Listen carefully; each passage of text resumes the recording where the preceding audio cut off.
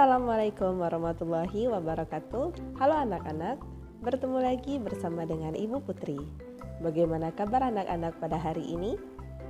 Semoga kita selalu dalam keadaan sehat sehingga kita dapat semangat untuk melakukan aktivitas pada hari ini dan tentunya lebih semangat untuk mengikuti pelajaran Ibu pada hari ini. Sebelum kita memulai pelajaran kita pada hari ini, mari bersama-sama kita berdoa menurut agama dan kepercayaan kita masing-masing. Berdoa dimulai.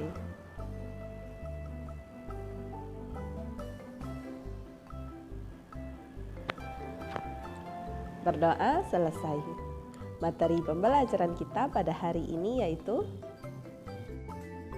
Kelas 5, Tema 1, Organ gerak hewan dan manusia, Subtema 1, Organ gerak hewan, pembelajaran 1. Organ gerak manusia dan hewan. Salah satu ciri dari makhluk hidup adalah bergerak. Secara umum, gerak dapat diartikan berpindah tempat atau perubahan posisi sebagian atau seluruh bagian dari tubuh. Makhluk hidup akan bergerak apabila ada rangsangan yang mengenai sebagian atau seluruh bagian tubuhnya. Gerak pada manusia dan hewan menggunakan organ gerak yang tersusun dalam sistem gerak. Organ gerak berguna untuk berjalan, berlari, melompat, meloncat, memegang, menggali, memanjat, berenang, dan sebagainya.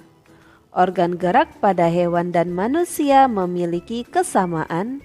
Alat-alat gerak yang digunakan pada manusia dan hewan ada dua macam, yaitu alat gerak pasif berupa tulang dan alat gerak aktif berupa otot. Kedua alat gerak ini akan bekerja sama dalam melakukan pergerakan. Kerjasama antara kedua alat gerak tersebut membentuk suatu sistem yang disebut sistem gerak. Tulang disebut alat gerak pasif karena tulang tidak dapat bergerak dengan sendirinya. Tanpa adanya alat gerak aktif yang mempengaruhi tulang, maka tulang-tulang pada manusia dan hewan akan diam dan tidak dapat membentuk alat pergerakan yang sesungguhnya. Walaupun merupakan alat gerak pasif, akan tetapi tulang mempunyai peranan yang besar dalam sistem gerak manusia dan hewan. Otot disebut alat gerak aktif karena otot memiliki suatu senyawa kimia yang membuatnya dapat bergerak.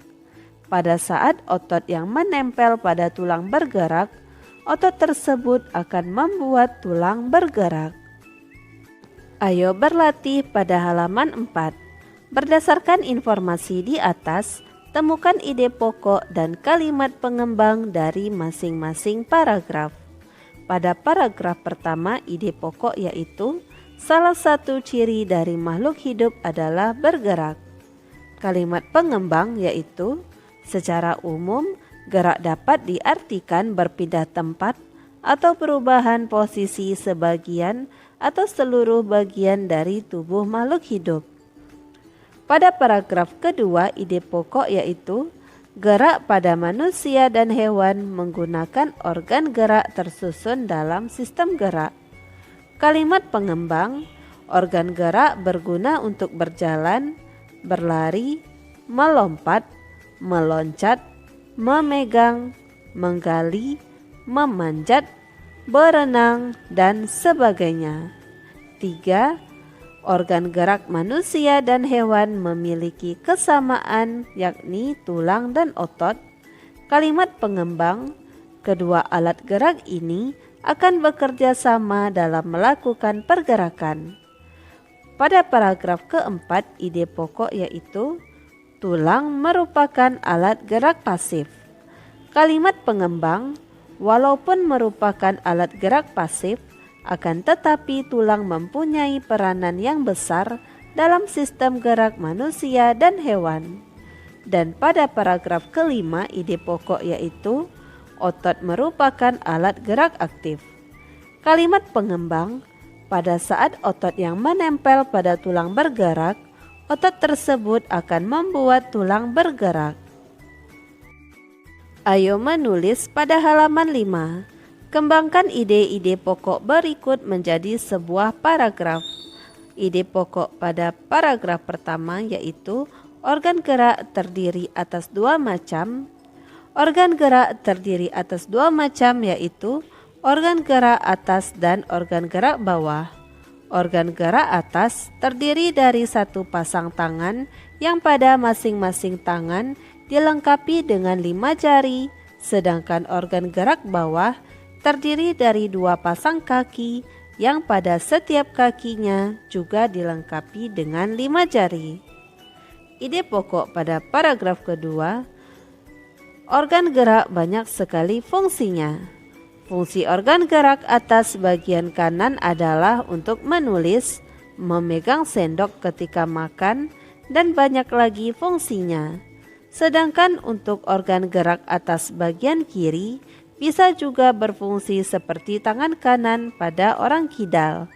Untuk organ gerak bawah atau kaki digunakan untuk berjalan, berlari, dan melompat.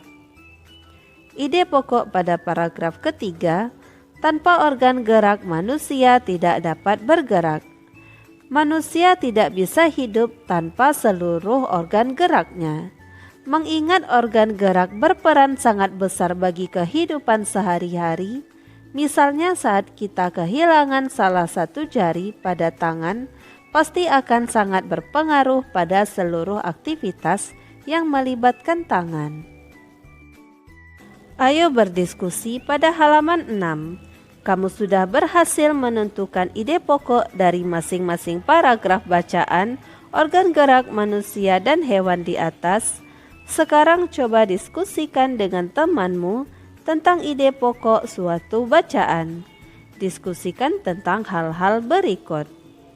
Bahan diskusi yang pertama, pengertian ide pokok bacaan. Hasil diskusi, ide pokok adalah ide atau gagasan yang menjadi pokok pengembangan paragraf. Ide pokok ini terdapat dalam kalimat utama. Nama lain ide pokok adalah gagasan utama dan gagasan pokok. Dalam satu paragraf hanya ada satu ide pokok. Bahan diskusi yang kedua, fungsi ide pokok bacaan. Hasil diskusi, sebagai gagasan utama yang akan dikembangkan menjadi sebuah paragraf. Dengan menemukan ide pokok, pembaca sudah memahami hampir seluruh isi bacaan, memudahkan dan mempercepat membaca sebuah bacaan. Bahan diskusi yang ketiga, cara menentukan ide pokok bacaan. Hasil diskusi, bacalah paragraf dengan cermat. Cermati kalimat pertama hingga terakhir. Teruslah membaca kalimat demi kalimat hingga gagasan pokok paragraf ditemukan. Ingat, gagasan pokok sebagai isi atau inti paragraf dapat terletak di awal, akhir, awal dan akhir, atau di seluruh paragraf. Tuliskan kesimpulan yang dapat kalian ambil dari diskusi ini. Kesimpulanku, pengertian dari ide pokok adalah pokok pikiran utama dalam suatu paragraf. Fungsinya untuk mengetahui inti dari suatu paragraf dengan cara memahami isi dari paragraf tersebut dan membuat kesimpulan secara umum.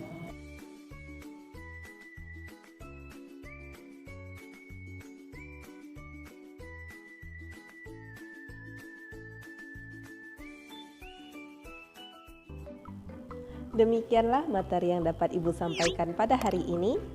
Semoga apa yang telah Ibu sampaikan pada hari ini dapat bermanfaat untuk dirimu dan menambah ilmu pengetahuanmu. Jika dalam penyampaian materi ada tutur kata Ibu yang kurang berkenan, Ibu mohon maaf. Akhir kata, wassalamualaikum warahmatullahi wabarakatuh.